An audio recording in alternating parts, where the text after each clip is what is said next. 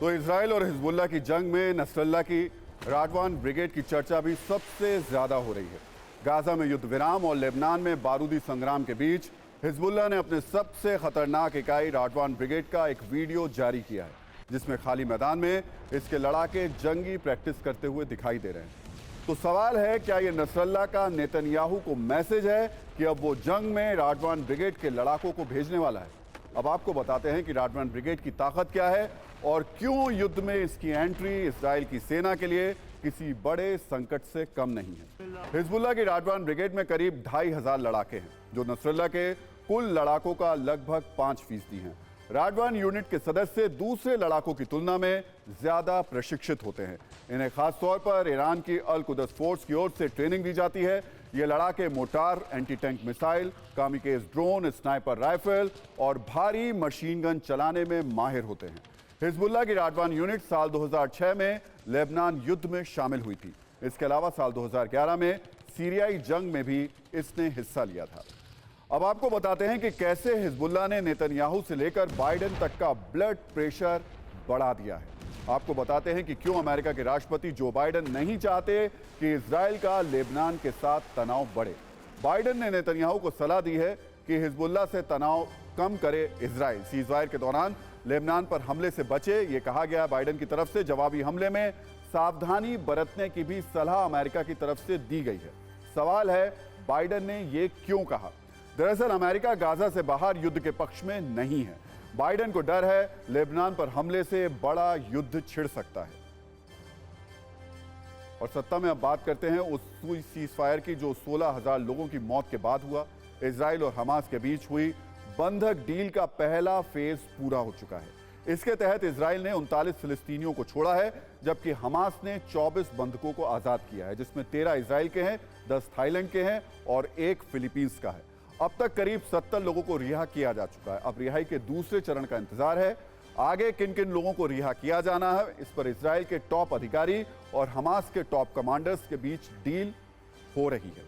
हालांकि इजराइल के प्रधानमंत्री बेंजामिन नेतन्याहू ने यह कहकर हमास की टेंशन बढ़ा दी है कि हम सभी बंधकों को छुड़ाने तक शांत नहीं बैठेंगे।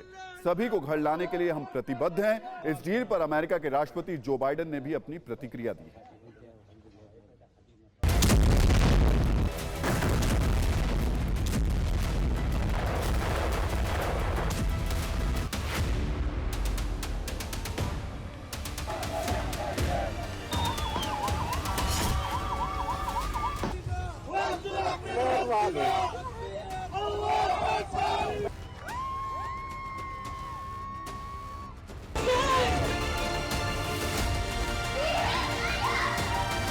Tonight, the world watched and breathed a collective sigh of relief when they saw some of our hostages returning home. But we must never lose sight of what we cannot see. The mothers, fathers, sons, daughters, grandparents, grandchildren, sisters, brothers, and babies.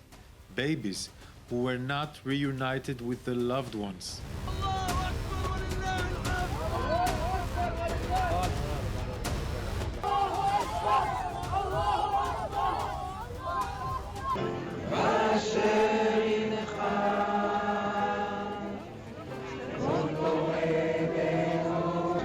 Early this morning, 13 Israeli hostages were released, including an elderly woman, a grandmother, and mothers with their young children, some under the age of 6 years old.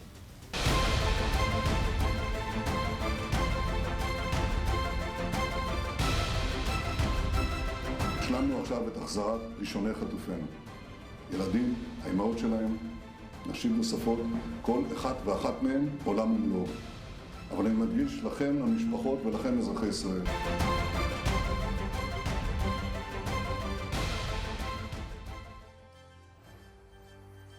तो Gaza युद्ध का आगे क्या होगा ये तो वक्त बताएगा, लेकिन फिलहाल युद्ध विराम भी पूर्णतः नहीं है, क्योंकि ना तो इजराइल के सैनिक हमास के ठिकानों और लड़ाकों पर नरमी बरत रहे हैं और ना ही हमास इजराइल पर चोरी चोरी प्रहार का कोई मौका छोड़ रहा है। इस बीच इजराइल की खुफिया एजेंसी मोसाद को भी आदेश मिल चुका है कि वो हमास के टॉप कमांडर्स की लिस्ट बना ले। युद्ध विराम के बीच नॉर्थ गाजा में इजरायली सेना की कार्रवाई देखने को मिली है। दक्षिण गाजा से लौटने वालों पर एक्शन हुआ है। यहां आपको यह भी बता दें कि इजराइल का आरोप था कि बड़ी संख्या में हमास के लड़ाके नॉर्थ गाजा से साउथ गाजा की तरफ फरार हो गए। ऐसे में युद्ध विराम से उनको लौटने का एक मौका मिल गया है। वहीं दूसरी तरफ इजराइल के प्रधानमंत्री ने मोसाद को आदेश दिया है कि हमास के नेता दुनिया के किसी भी कोने में छिपे हों, उनको तलाशो और खत्म कर दो। मतलब यह कि मोसाद को युद्ध विराम से कोई भी लेना देना नहीं है। इजराइल अब मन बना चुका है कि हमास जैसे संगठन को फिर से जिंदा नहीं होने दिया जाएगा।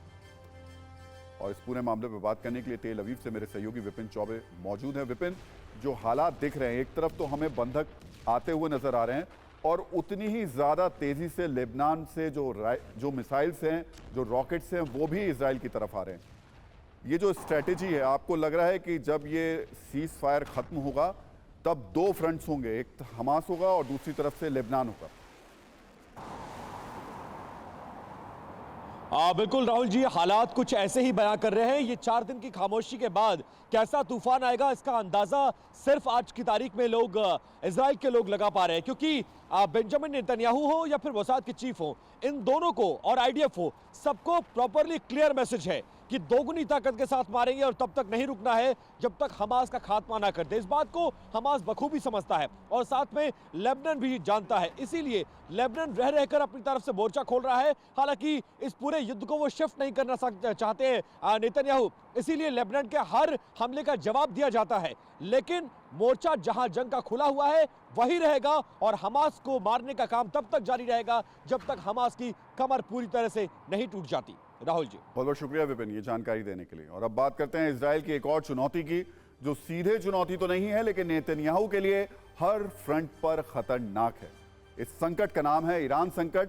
जैसा कि पिछले 50 दिनों के युद्ध के दौरान दावा किया गया कि ईरान गाजा में एक्टिव हमास के लड़ाकों को हथियार और पैसा देता है, वहीं दूसरी तरफ लेबनान में सक्रिय हिजबुल्लाह के लड़ाकों को भी शय देता है। हालांकि ईरान ने खुले मंच पर कभी भी ये स्वीकार नहीं किया, लेकिन ईरान की तरफ जो बयानबाजी की गई है, जो संकेत मिले हैं, वो किसी भी एंगल से इजराइल के लिए अच्छे नहीं रहे। अब ईरान के सुप्रीम लीडर अयतुल्ला खामनेई ने कुछ ऐसा कहा जिससे नेतन्याहू से लेकर जो बाइडेन तक की धड़कनें बढ़ गई हैं। पहले आप खामनेई की खुली चुनौती वाले एक एक शब्द को सुनिए।